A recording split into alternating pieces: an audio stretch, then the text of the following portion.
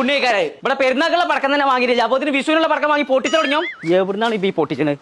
അപ്പൊ ഉസുരം പുളി പറഞ്ഞ സാധനമാണ്. ആ ഒത്തുങ്ങനെ പോയിരിക്കല്ല. പെരുന്നാളിന്റെ പടക്കൽ ആദ്യം പൊട്ടിച്ച വിഷുവിനുള്ള പടക്കപ്പം തന്നെ കൊടുത്ത് പൊട്ടിച്ചല. ഞാൻ ചവിട്ടിയാണല്ലോ.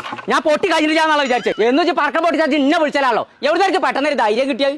എനിക്കൊന്ന് പൊട്ടിക്കാൻ തോന്നുമ്പോ ഞാൻ പൊട്ടിക്കും. നാളെ ഒന്ന് ഞെട്ടിക്കാൻ തോന്നുമ്പോ അലത്തുച്ച് അത്ര ധൈര്യം ഉണ്ട്. ആ പനുട്ടിയാണ് ഇതൊന്ന് പൊട്ടിച്ചു.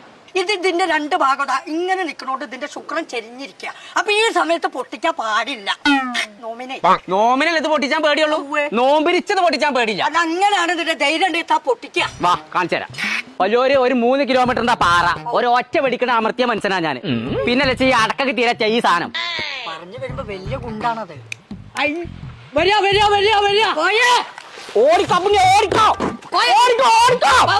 എന്തൊക്കെ മാറിക്കുന്നത്.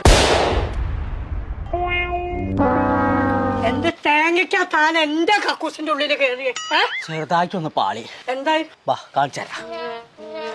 പാത്രം കെട്ടുന്നുണ്ടല്ലോ. എന്താ കരിഞ്ഞുണ്ണി ചെറുതായിട്ടൊന്ന് മാറി. ഗുണ്ടിന്റെ പതിൽ ലൈറ്റർ വെച്ചിട്ട് അടച്ചു. അപ്പൊ നീ എവിടുന്ന് ഈ പടക്കം വാങ്ങി? മുള്ളത്ത് പടക്കക്കടയുണ്ട്. വെറ്റിലടക്ക വരെ കഴിഞ്ഞു. മുള്ളത്ത് പടക്കക്കടീന്നാ വാങ്ങി? മുന്നത്തൊന്നും പൊട്ടാത്ത വലിയ ഭാഗ്യം. അപ്പൊ നീ അന്റെ മുണ്ടൊക്കെ കത്തി കഴിഞ്ഞു. ഭാഗ്യത്തിന് എന്റെ തുണിക്കൊന്നും പറ്റിയിട്ടില്ല. നമുക്ക് മുന്നത്തെ പടക്കക്കടിയൊക്കെ പോയി. അതാണല്ലേ. കുക്കർ ഓഫ് ആക്കിയിട മറ്റേ ഈയും പൊട്ടും.